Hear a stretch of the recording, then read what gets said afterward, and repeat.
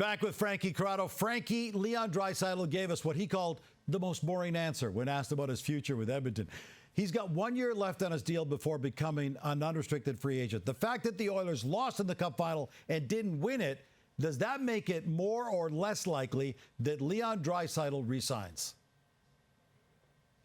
This might sound crazy, Gino, but I'm going to say it makes him more likely to re-sign. Think about this for a second. If the Edmonton Oilers won the Stanley Cup, Leon Draisaitl could go to them and say, listen, we did it, mission accomplished, moving on, and no one would hold it against him. He would still be considered a legend there.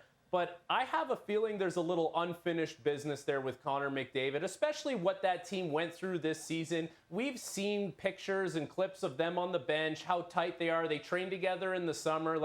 I feel like there's a little unfinished business there. So I wouldn't be surprised if he looks at it the same way. So the fact that they lost the Stanley Cup, maybe that means he's more likely to stick around and give it another try with Connor McDavid and the Oilers. Interesting twist. Now, McDavid's got 2 years left on his deal before he becomes a UFA. How much will Draisaitl's decision on extension affect McDavid's willingness to extend and stay?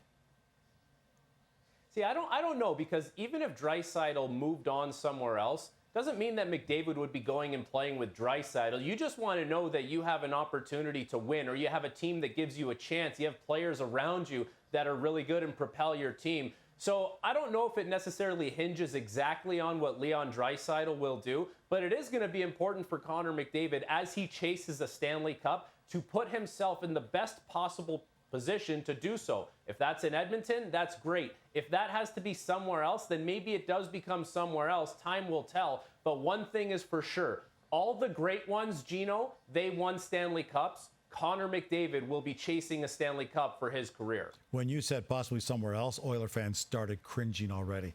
Let's talk about Evan Bouchard. He's another Oiler in his final year before he goes RFA. If you sign Draisaitl the market rate, given what Bouchard just did in these playoffs, will there be enough cash to keep him in the fold long term?